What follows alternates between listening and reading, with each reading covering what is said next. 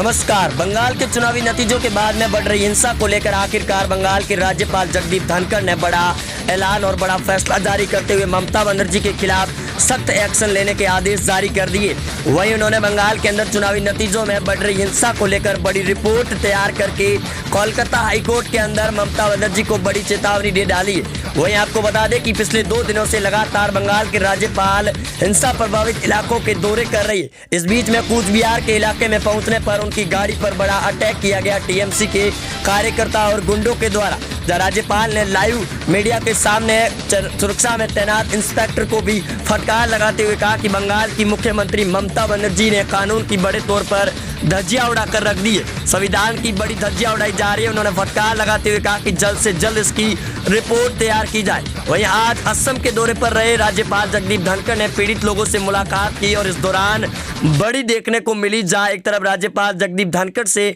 मुलाकात में कई बड़े लोगों ने उनके पैर छूकर गले लगते हुए नजर आए और फूट फूट कर रो भी रहे थे ममता बनर्जी के एक्शन को लेकर। ममता बनर्जी के कहर और डर के मारे पश्चिम बंगाल को छोड़कर असम के अंदर लोगों ने अपना प्रस्थान जारी कर लिया है। असम के नए सीएम हेमंत बिस्वा ने भी बड़े तौर पर बयान देते हुए कहा कि ममता बनर्जी को अब अकल ठिकाने लगाने की बारी आ चुकी है, क्योंकि बंगाल के अंदर लगातार संविधान की धज्जियां उड़ाई जा रही है और जिसकी डर के मारे बंगाल के लोग लगातार असम राज्य के अंदर आ रहे हैं। उनको पूरी तरीके से सुरक्षा दी जा रही है असम सरकार के द्वारा। इस बीच में ममता बनर्जी के खिलाफ सख्त एक्शन लेने के आदेश जारी कर दिए राज्यपाल जगदीप धनखड़ ने। उन्होंने बयान देते हुए कहा कि बंगाल के अंदर संविधान की धज्जियां उड़ाई जा रही है, जिसकी वजह से आर्टिकल 356 के तहत राष्ट्रपति रामनाथ कोविंद जल्द से जल्द बंगाल में राष्ट्रपति शासन लागू करे, अन्यथा संविधान की पूरी तरीके से धज्जियां उड़ाती हुई नजर आ रही है बंगाल के सीएम ममता बनर्जी। और उनके नेता भी लगातार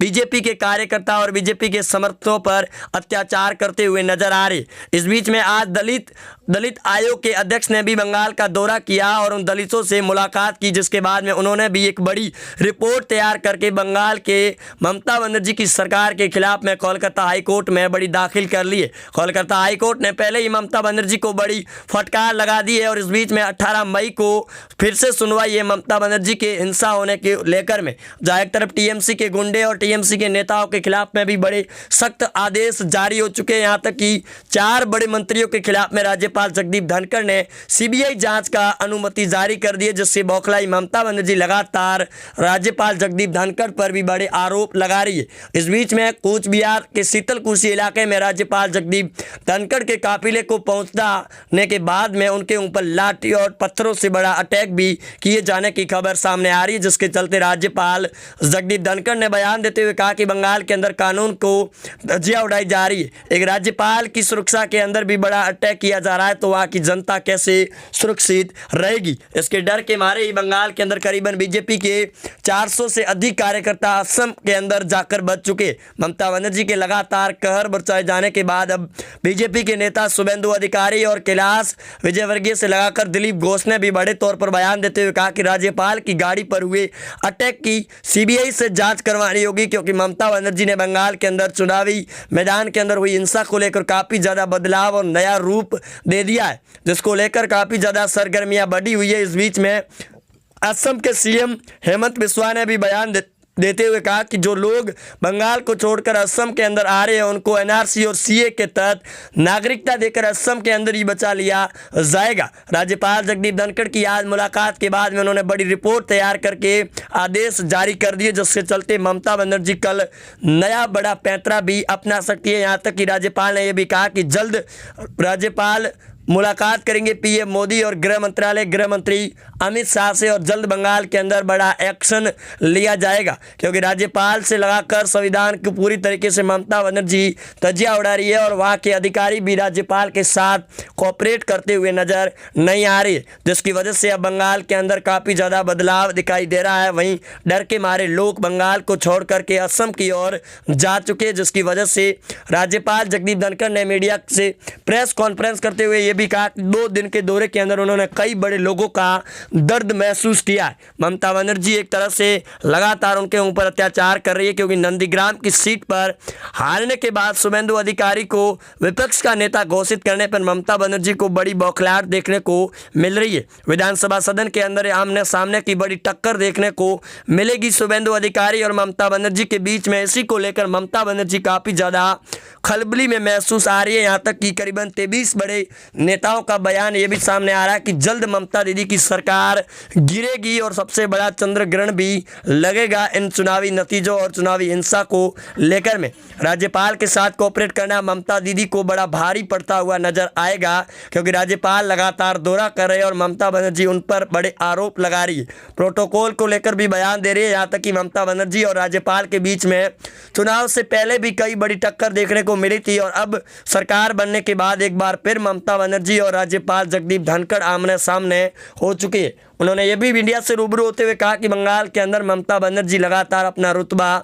जमाए हुए, जिसकी वजह से सख्त एक्शन लेना होगा सरकार के खिलाफ में, अन्यथा संविधान की धज्जियां उड़ा दी जाएगी ममता की सरकार के द्वारा। यहाँ तक कि उन्होंने ये भी कहा कि जो मंत्री है उनके खिलाफ में सीबीआई जांच के आदेश और अनुमति जारी कर दी गई है, जल्द उसको लेकर भी बड़ा खुलासा भी होगा। दूसरी ओर भाजपा पार्टी ने भी बड़ा ऑपरेशन शुरू कर दिया है ममता दीदी के नेताओं को लेकर में, जहां एक तरफ ये दावा किया जा रहा है कि जल्द ममता बनर्जी के विधायक बनने से पहले ही सरकार के बड़ा चंद्र ग्रहण लग जाएगा। इसको लेकर बीजेपी के नेता शुभेंदु अधिकारी ने बयान देते हुए कहा कि विधानसभा सदन का सत्र के दौरान भारी हंगामा भी करेगी बीजेपी पार्टी ममता बनर्जी के विधायकों के तांडव को लेकर, क्योंकि बीजेपी के नेता दिलीप घोष ने चुनाव संपन्न होने के बाद और विधानसभा सत्र के पहले दिन ही बड़े तौर पर ऐलान जारी करते हुए कहा था कि विधानसभा सदन के अंदर बीजेपी का एक भी नेता नहीं जाएगा, जिसकी वजह से लगातार बंगाल के अंदर सरगर्मियां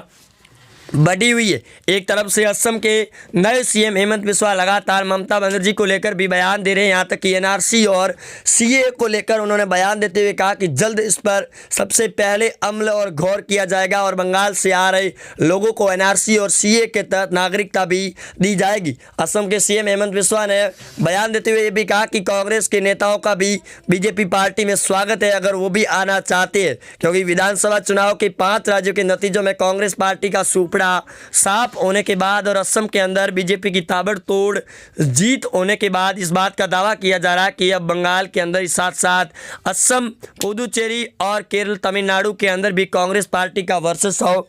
खत्म हो चुका है, जिसकी वजह से कांग्रेस पार्टी पूरी तरीके से बैकफुट आने पर कगार पर हो चुकी है। इसको लेकर भी अब राज्यपाल लगातार बैठकें भी कर रहे हैं। यहाँ तक कि खुद राष्ट्रीय अध्यक्ष कांग्रेस की सोनिया गांधी भी बैठक ले रही है और इस बैठक के दौरान भी काफ़ी ज़्यादा बदलाव देखने को मिल रहे हैं। वहीं